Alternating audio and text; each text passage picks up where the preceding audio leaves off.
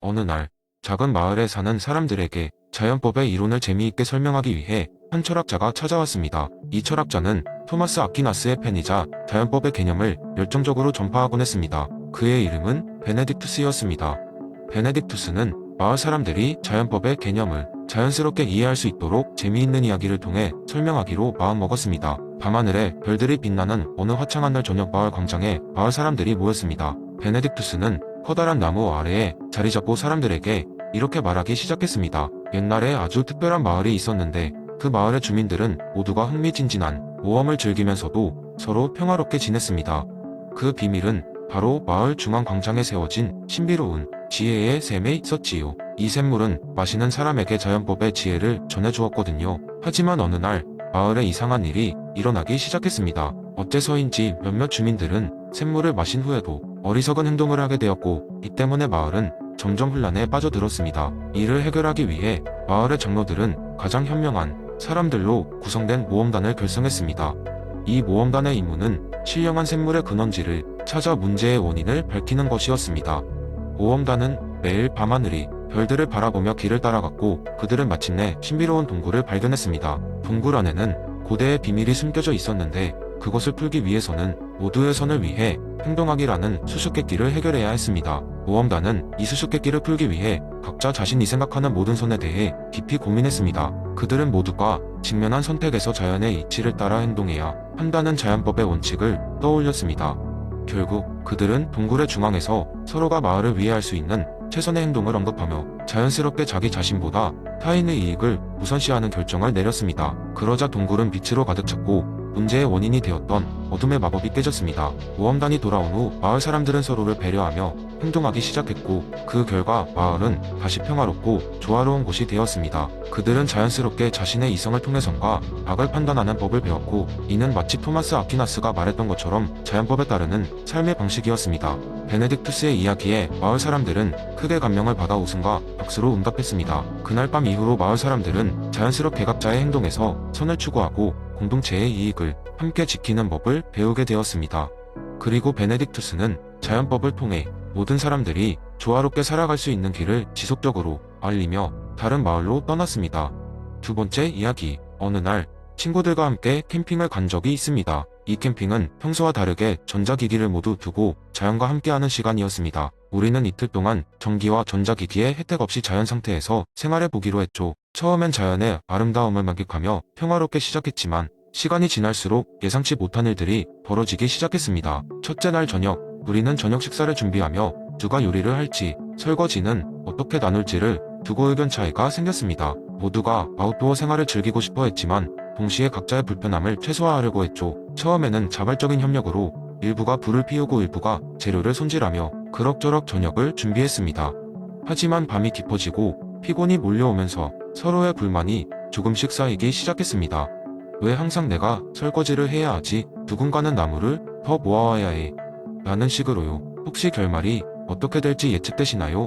이 자연 상태에서는 조금씩 만인에 대한 투쟁 상태가 되어가는 듯 했습니다. 폭스가 말했던 바로 그 혼란스러운 상태였던 것이죠. 그때였습니다.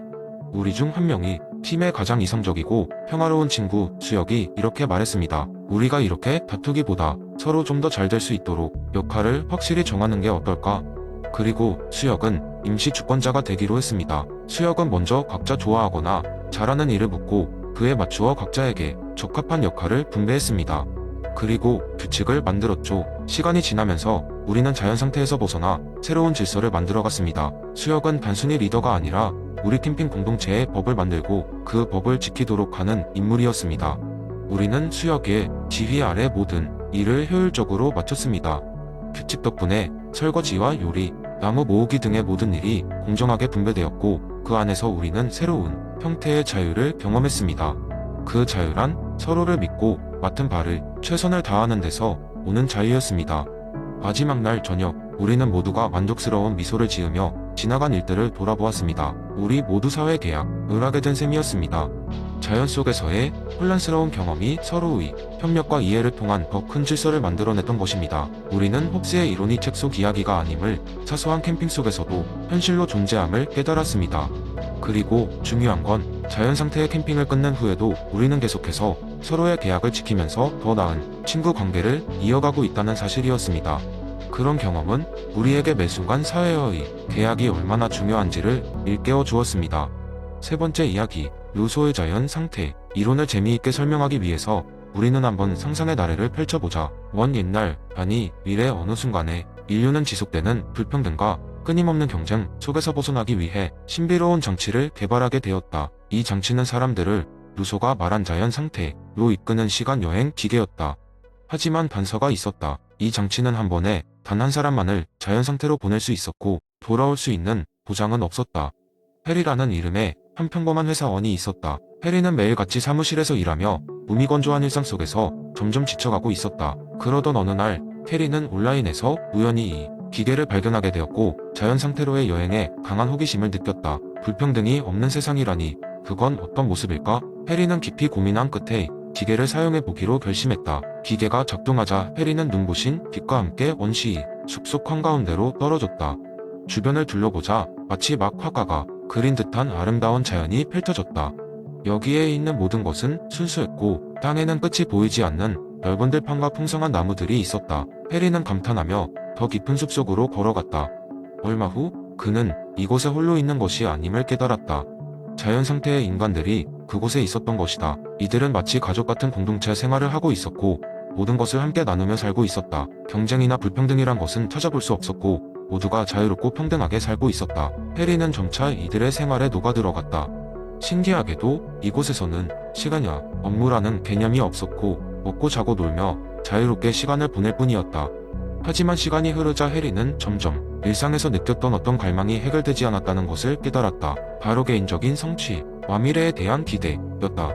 자연 상태에서의 삶은 순수하고 편안했지만 때로는 목표나 경쟁 없이 그저 평온한 나날만을 보내는 것이 너무나 답답하게 느껴졌다. 루소가 말한 자연 상태에서의 순수함과 자유로움은 매력적이었지만 해리는 현대사회가 제공하는 발전과 성취의 기회도 그리워졌다. 결국 해리는 돌아갈 방법을 찾기 위해 고군분투했다. 그가 처음 왔던 장소로 돌아가니 기계가 여전히 작동하고 있었다. 해리는 깊은 생각에 잠겼다.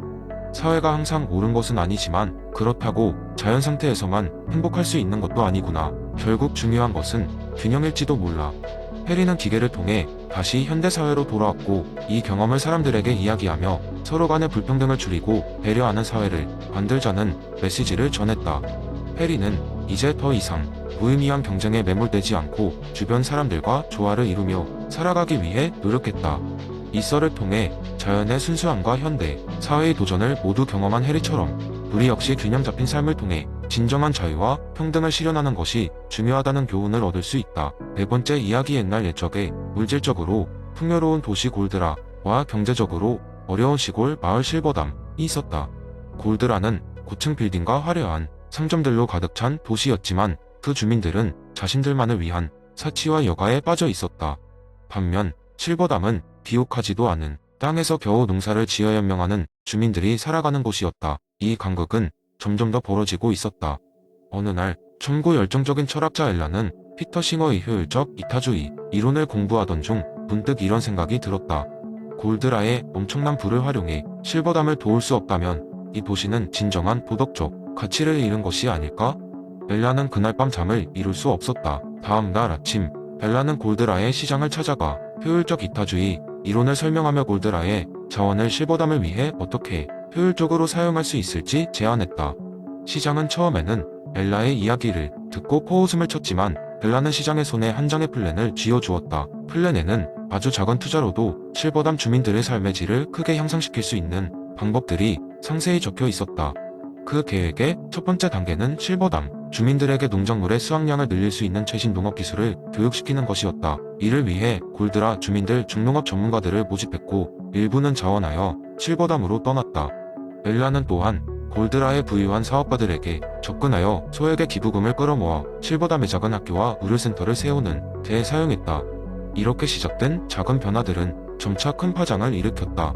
실버담의 사람들은 새로 배운 기술로 생산성을 높였고 교육과 의료시설은 주민들의 삶의 질을 점진적으로 향상시켰다. 이러한 변화는 곧 실버담을 조금 더 자족적인 마을로 만들어 주었고 주민들의 행복감도 상승했다. 흥미로운 점은 골드라 주민들이 실버담을 돕기 시작하면서 그들 스스로도 긍정적인 변화를 경험하게 되었다는 것이었다. 많은 골드라 주민들은 실버담에서 돌아오면서 새로운 친구들을 만들고 그들의 인생에 대한 새로운 관점을 얻게 되었다. 그들은 다른 사람을 돕는 일이 주는 충족감을 느꼈고 이러한 경험을 통해 그들 자신의 삶에도 의미가 부여될 수 있음을 깨달았다.